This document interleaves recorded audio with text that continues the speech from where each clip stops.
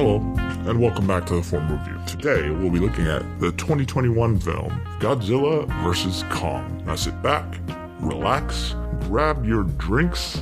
Let's talk about this movie. What's up, y'all, and welcome back to the Formal Review. This is Season 4, Episode 3, and I thank you all for tuning in once again. On today's episode, I will be analyzing the newest monster film, Godzilla vs. Kong, along with giving my thoughts on the monster universe as a whole, and additionally, I will be giving an update to my movie collection, so stay tuned.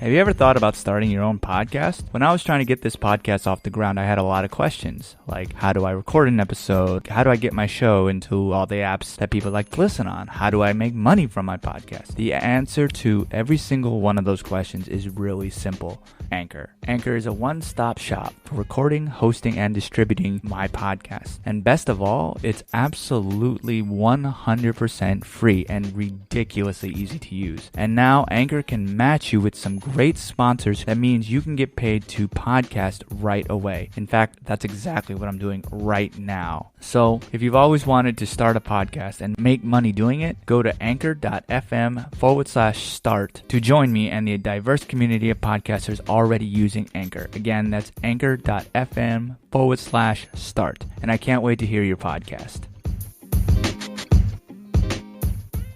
So, I was able to get Guardians of the Galaxy Volume 1 and also Thor Ragnarok earlier this week to finally complete my MCU upgrade to 4K. However, a lot of these Marvel Cinematic Universe films are not true 4K as they have the 2K digital intermediate. So as I talked about in a previous episode, 4K has a 3840 by 2160 resolution ratio, which has a 1.79 to 1 aspect ratio. However, with the mass amount of films that have been released on UHD, most productions are still finishing them at a 2K resolution and then upscaling them to 4K. For example, Wonder Woman was filmed with 4K, but it was mastered using 2K equipment. And this is called the digital intermediate, which is then upscaled to 4K in theaters and for watching at home. So a big question that I always get is that why do I continue to buy these movies in 4K if 2K is what they're made in? Well, the main reason is that no matter what, if a movie is filmed at a higher resolution than the end result, the image is going to be crisper and clearer and more detailed than an image that is natively shot in 2K. And the biggest reason why they don't do 4K digital intermediates is mostly because of time and money. Rendering for these 4K movies takes months at a time when they're finished in 4K. And this also includes 2K visual effects, which are then upscaled to match the rest of the content, and this can cost a lot of money. And studios don't really have that, or they prefer to spend it elsewhere. And sometimes, budget and time allowing, films are finished in a 4K digital intermediate like Black Panther. However, the majority of effect-heavy films go through this 2K bottleneck during post-production because of the cost. If you look at Avengers Endgame, it supposedly had a budget of more than $350 million before marketing costs were factored in. And of that $350 million, roughly $100 million of that went to visuals and special effects alone. And had the film been finished in a 4K digital intermediate instead of the 2K one it was, you can definitely bet that the budget would have been significantly higher. So again, if all of this imagery is put on 2K and all the special effects have been rendered in 2K, why not just be honest about it and then release the film in quote-unquote 2K? Why claim that they're 4K when they're not? Well, we actually don't have 2K viewing at home, at least technically. 1080p is close, but it is still slightly less than 2K. And honestly, most people don't really care about the pixel count of an image, and most can't really tell the difference. The main difference really between a Blu-ray and the Ultra HD disc is the high dynamic range, or HDR video, that gives a better perception of the quality of the picture. So in regard to the MCU specifically, and correct me if I'm wrong, but the only one that is arguably true 4K is Black Panther. The rest of the upgrades may not have been needed. So again, the question is, why did I spend the money to upgrade? Well, that's because 4K will be the best version of the film. Additionally, it also didn't cost me very much, as I found sales and I used Disney Movie Insiders, which gave me a good amount of them absolutely free. So I didn't spend much on these movies. In actuality, it cost me me less than $5 a movie to upgrade. So that price, upgrading to fake 4K, honestly is worth it. For $20 or more, probably not. I don't really know for all of these movies, but we'll see. So one slight update that I found out about HBO Max and streaming since the last episode is that they did put out information of what you would need to get 4K HDR with Dolby Atmos. So these were the things that were already listed. You needed a 4K HDR TV that displays Dolby Vision or HDR10. You obviously need a Dolby Atmos capable sound system, and then you need a supported 4K device. And right now that's only on Amazon devices, Android televisions, Apple TV, Google Chromecast, Roku devices, and Xfinity X1. Now for me, I personally use it on my Xbox Series X, so I don't have it via that even if I wanted to. But the biggest thing is that they finally released is the internet speeds. So you need 25 megabytes per second or higher, and they recommend that you have actually more than 50 megabytes per second, which is extremely higher than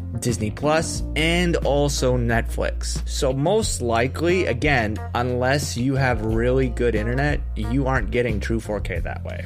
So additionally, as I discussed in the last episode, I was able to get the remastered Batman vs Superman Dawn of Justice Ultimate Edition. And if you didn't hear that episode, basically what happened was Warner Brothers allowed Snyder to revisit and restore this version of the movie, which has IMAX footage in it. Now, I've now watched it, and here are my quick thoughts on it. Man, I really wish the entire movie was like those IMAX sequences. They were extremely impressive and really give the movie a more cinematic feel. It doesn't really change my thoughts about the movie itself, but it's definitely a huge upgrade over the previous 4K. It really hasn't looked any better. And frankly, I mean, the aspect ratio on this one bothered me less than it did on Justice League. I'm not sure why. Maybe I was just prepared for it. I don't know. But it bothered me less, and I really enjoyed those IMAX sequences, especially the one when you first see the nightmare sequence, when you see the Batman walking up over the landscape. Man, that looked beautiful. That was freaking amazing, and I really wish that we could have seen more of that in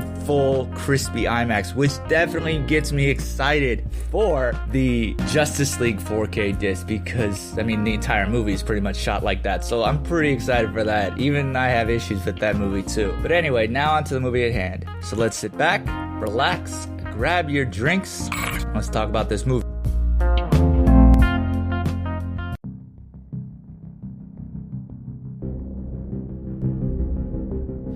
So before I get into anything, I do want to preface this episode with a slight spoiler warning for all the movies that I do talk about. I will try to keep things fairly vague so not to ruin the movie for you. However, if you care about spoilers and you don't want to hear anything, I would stop and go watch the movie first, and then you come back in here so you understand what I have to say about everything. But if you don't care about that, keep listening. Also, I know I talk about this at the end, but the data shows that most people don't listen to that part, so I want to talk about it here and reiterate the importance of leaving reviews on your favorite subscription services. I do read those because I do want to grow, because these episodes are really for all you listeners out there, and I want to keep this entertaining. So what do you want to hear? Do you want to hear games? Do you want to hear more of the 4K stuff? Do you want to hear me talk about a certain movie? If you want to come on and talk to me about something, if you want to debate, I'm always open to do stuff like that, so you can always reach out to me on social media. I always want to grow and improve, and just because something works doesn't mean that it cannot be improved. So if there's something that you want me to improve on, let me know, and I will grow as such. Anyway,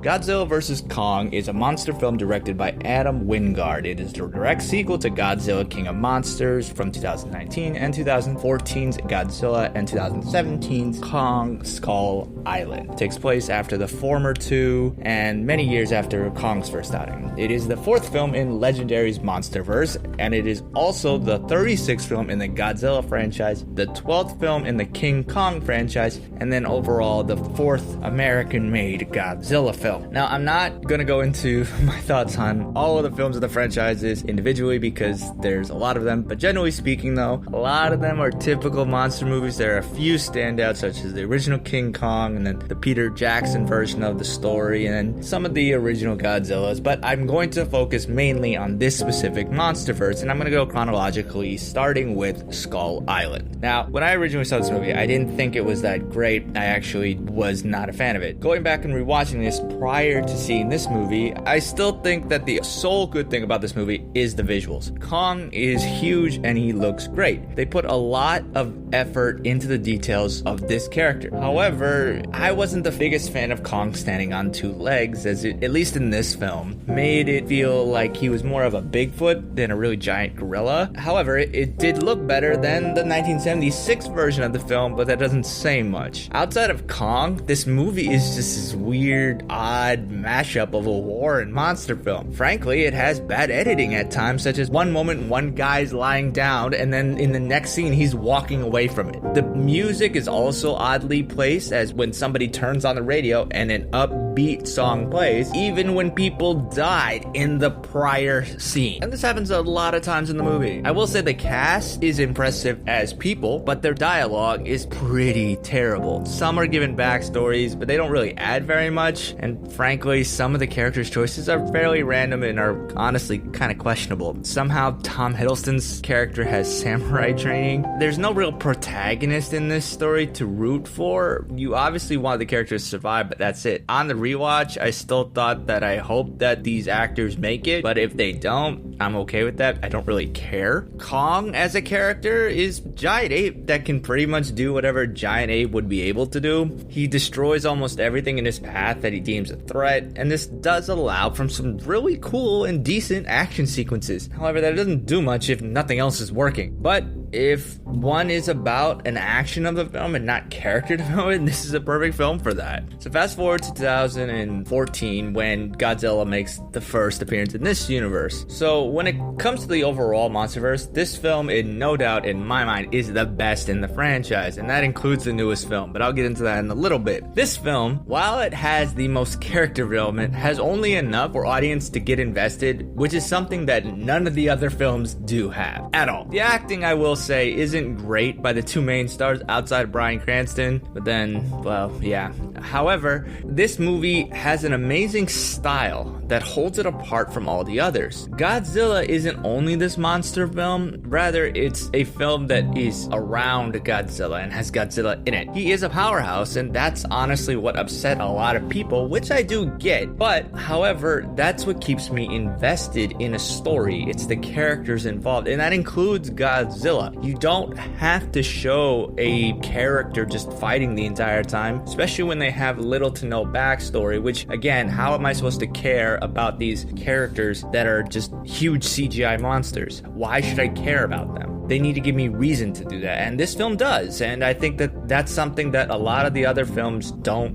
really do. So in the sequel, honestly, I could care less about any of the characters, including Godzilla, and that's because the studio responded from fans who wanted more Godzilla and more monster metal, but then they ended up making it probably the cheesiest film in the entire franchise. Yes, it has all of those Godzilla scenes and more monster battles, but that's all. It honestly doesn't separate itself from a movie like Dragon Wars. It has big monsters fighting each other, and that's it. There's nothing really to care about. You don't care about the citizens on the ground. You don't care about the quote-unquote characters. Not really even the monsters. It's just really all it's there is just show these monsters fighting each other, and then that's it. Which, I mean, again, similar to Kong Skull Island, if that's something that all you want in a movie, that's fine, but that's not a good story. That's not a good movie. It's a good popcorn, turn your mind off type of movie, but what is there? Nothing aside from that. It basically just becomes comparable to the Transformers movies.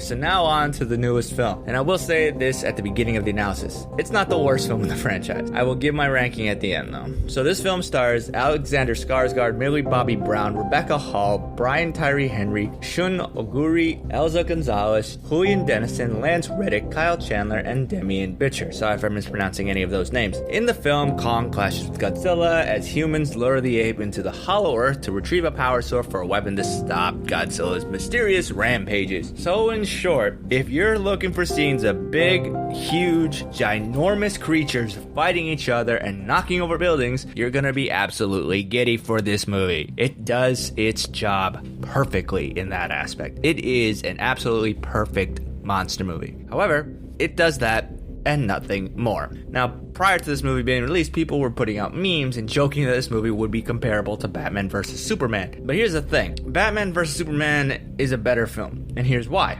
That film establishes the two main characters as exactly that, characters. This movie does not. So if one is looking for anything more or better, you're not going to find it. It does touch on movie concerns of pre-COVID periods such as alien beings, artificial intelligence, civic chaos, all that. And there's also some environmentalist ideas that attempt to give the movie drama. And it tries to make these huge titans that in the prior films were shown to be good guys and we should sympathize for them. And here in this movie, we should have some reason to pity them that they're fighting each other. Now the problem is they don't really do that well. The debate of this film in the story is, would you want to live in a world which at any possible moment a monster might come and destroy your city, your home, your livelihood, all the places and people and things you love? Or would you rather live in a world without monsters? From a realistic point of view, the answer is pretty obvious. However, the movie then tries to get the audience to decide on letting these creatures live. And that concept can only go so far. And the problem is that if Godzilla and Kong are the good guys, why would the audience care about them fighting each other? They wouldn't. And it's not about that, honestly. It's about these action sequences, and frankly, those are the highlights of this movie. But in terms of story, the film has very little. The only performance, which is honestly odd to talk about with a movie like this, is Kaylee Hottie as a little deaf girl who can communicate with Kong with sign language. I would say that their relationship was the most believable out of anyone else's here. If they had given that a little bit more story, aside from just little lines of dialogue here and there, it could have been a much better film, and everything else is pretty much fighting. And like Batman vs. Superman, the wrong entities are fighting each other. And that's not even a spoiler because that was given away in the first trailer, which I did note in my trailer reaction. You can go back and rewatch that. But the film struggles on story, direction, characters, the message, but its details on the action sequences are pretty good. And if that's all that one is looking for in a movie, Godzilla vs. Kong hits every one of those marks. But if somebody's looking for more, it barely has any power to do anything besides being exactly what you think a movie about Godzilla fighting King Kong would be. Frankly, it's perfect for that, but that's all it's perfect for. For any lasting effect, it's a severely poorly made film. So before I finish off this episode, here's my ranking of the Monsterverse. Number 4, it's the King of Monsters. Number 3, Kong Skull Island. Number 2, Godzilla vs. Kong. And number 1 is Godzilla. Now, there's a huge discrepancy between number 1 and the rest, but that's my ranking. Now, what did you think of the movie, and where does it stand in your ranking? Let me know. Hit me up on social media. The Formal Review is on Facebook, Twitter, and the Gram, and also YouTube. The handle's all the same. It's at The Formal Review. And for anyone who has supported me on a financial basis, I thank you very much for supporting me in that way. For anyone who wants to support, you can go to anchor.fm/the_formal_review and click support this podcast, and any donation is appreciated. Thank you all again for tuning in. And until next time, wash your hands, get vaccinated, and wear your mask. And I'll see you at the movies. Thanks for tuning in to another episode of The Formal Review. Cheers, and we'll see you next time.